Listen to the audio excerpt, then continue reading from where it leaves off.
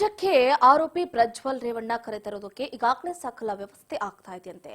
Procedure ಎಲ್ಲ ನಡೀತಾ ಇದೆ, ಅದು ನಿಲ್ಲಲ್ಲ ಅಂತ ಪರಂ ಹೇಳಿದ್ದಾರೆ. ಕಾನೂನು ಕ್ರಮ ಕೈಗೊಳ್ಳುವವರೆಗೂ ಕೂಡ ನಾವು ಕ್ರಮವನ್ನ ತೆಗೆದುಕೊಳ್ತಾನೆ ಇರ್ತೀವಿ.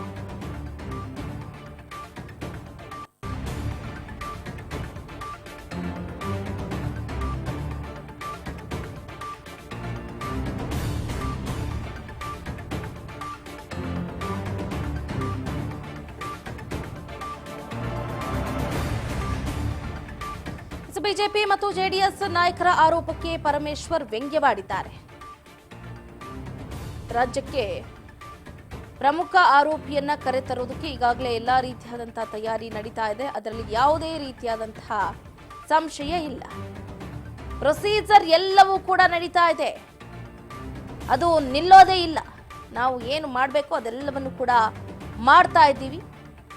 ಕಾನೂನು ಕ್ರಮವನ್ನು ಕೂಡ ಕೈಗೊಳ್ತಾ ಇದ್ದೀವಿ.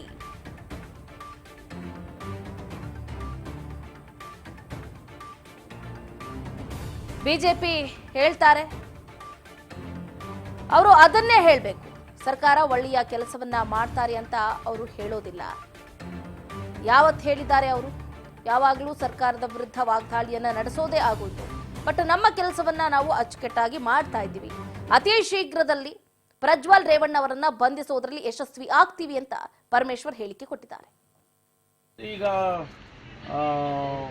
ನಡೀತಾ ಇದೆ, ಆ ಪ್ರೊಸೀಜರು ನಡೀತಾ ಇದೆ. ಅದು ಅವರನ್ನು ನಾವು ಸೆಕ್ಯೂರ್ ಮಾಡಿ ಇಲ್ಲಿಗೆ ಕರ್ಕೊಂಡು ಬಂದು ಅವರಿಗೇನು ಕಾನೂನು ಪ್ರಕಾರ ಕ್ರಮ ತಗೋಬೇಕು ಅಲ್ಲಿವರೆಗೂ ನಡೀತಾ ಇರುತ್ತೆ. ಅದನ್ನೇನು ನಾವು ಸ್ಲೋ ಮಾಡೋದಾಗಲಿ ನಿಲ್ಲಿಸೋದಾಗಲಿ ಏನು ಮಾಡೋದಿಲ್ಲ.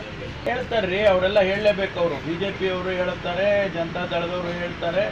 ಆದರೆ ನಮಗೊಂದು ಜವಾಬ್ದಾರಿ ಇದೆಯಲ್ವಾ, ನಮಗೊಂದು ಜವಾಬ್ದಾರಿ ಇದೆ. ಸರ್ಕಾರಕ್ಕೆ ಒಂದು ಜವಾಬ್ದಾರಿ ಇದೆ. ಇಂಥ ಪ್ರಕರಣವನ್ನು ಯಾರು ಲೈಟಾಗಿ ತಗೊಳ್ತಾರೆ ಅಂತಲ್ಲ, ಅವರೆಲ್ಲ ಹೇಳ್ತಾರೆ. ಅವ್ರು ಅದೇ ಹೇಳಬೇಕು.